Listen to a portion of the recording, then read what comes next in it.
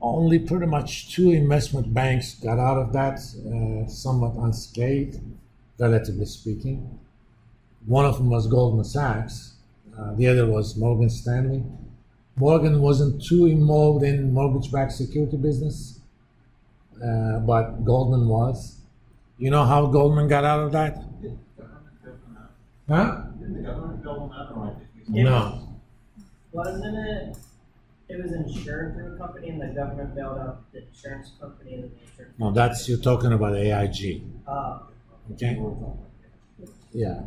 AIG was an insurance company. They figured,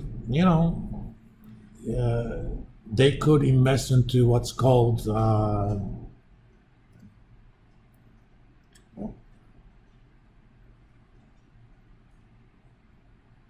in general collateralized debt obligations, but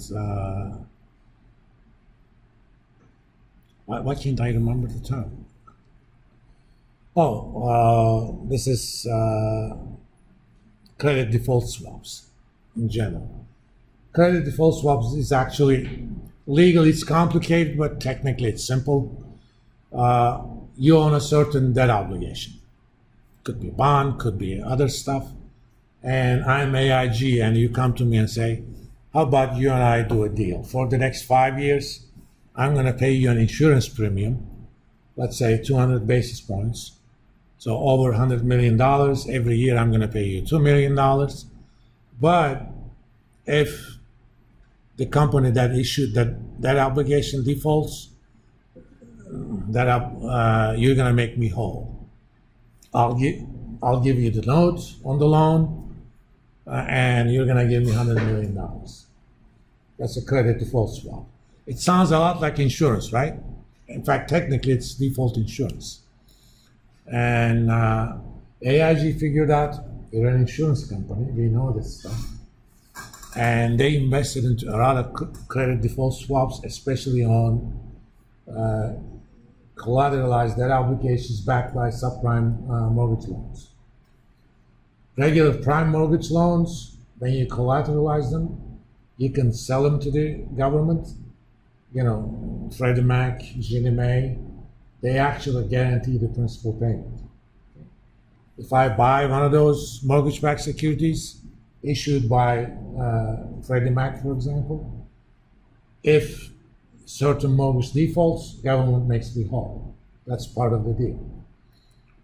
But to qualify for those, there are certain limits on credit score and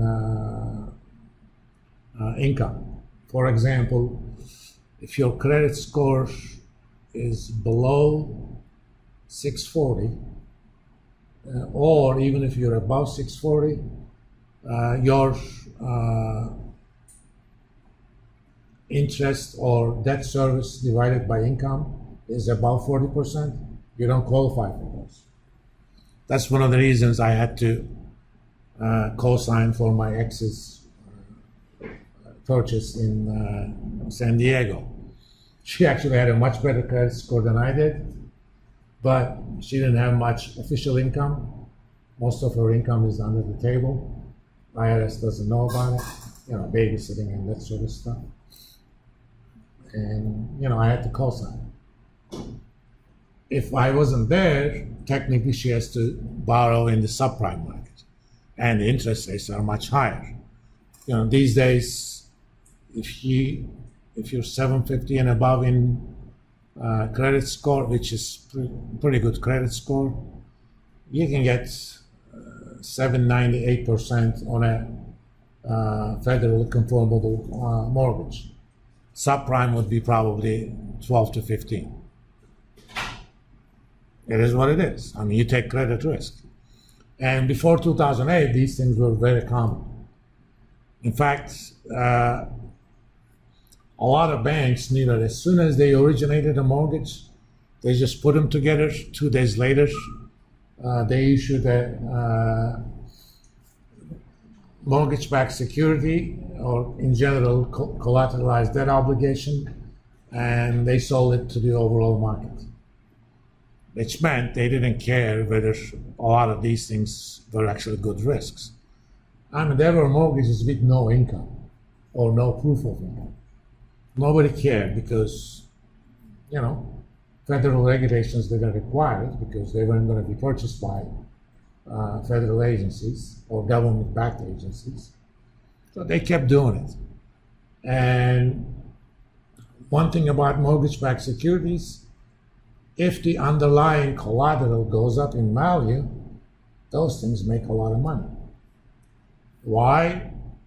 The only risk you have is if the mortgage defaults, what are you going to do? You're going to foreclose, sell the property, and pay off the original loan, right? And in most cases, these are 80 to 90% loan to value kind of stuff, but they even did 110% loan to value. And from get-go, the loan is underwater. But if the property values are going up, within a year, it's going to catch up, right? Think about Florida back in early 2000. Okay? I mean, property values were going up like nobody's business. So people just bought it. A year later, they flipped it. They even got into debt service. All of this was financed.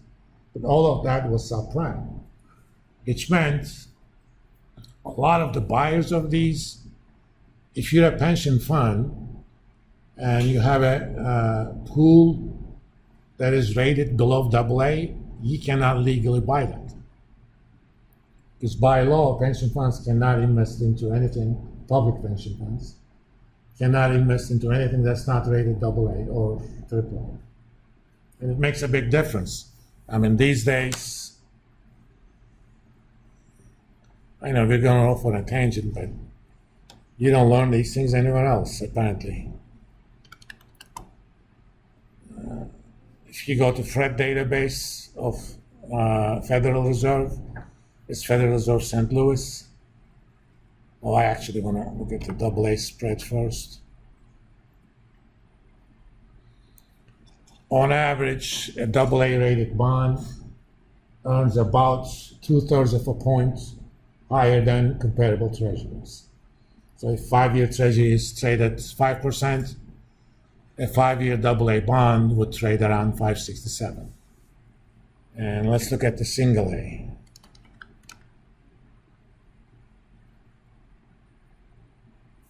$1.12, suddenly it jumps by 50 basis points. There's a reason for that. Or anything BBB rated, BBB or higher, emerging markets.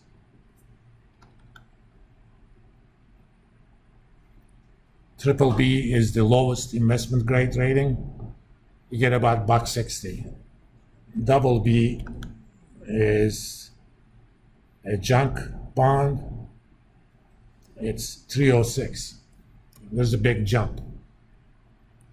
And mutual funds that are not in the explicit business of trading credit risk, they cannot buy anything BB or lower.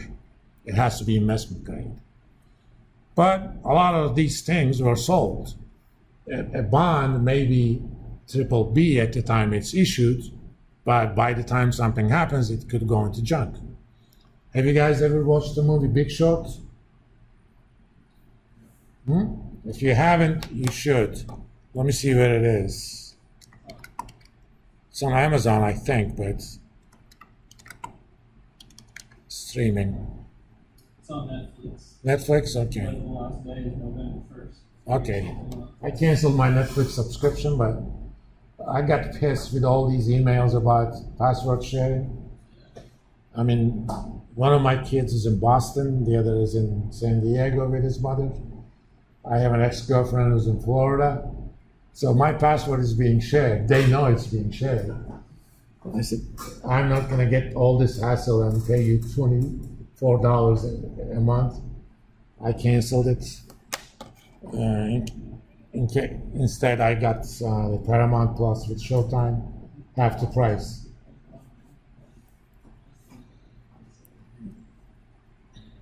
Yeah, it's on Netflix. Even Brad Pitt is in there.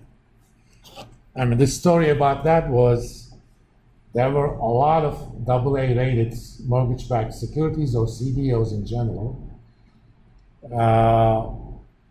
Pension funds could have bought them.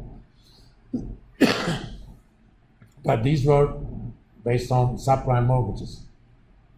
When 2008 crisis kind of started kicking in, there was a big drop in real estate prices. Suddenly that AA becomes BB. It goes from 160 in, one AA is 112 in spread to 306 now. And we're not even a crisis environment. I mean, let's look at BB in 2008.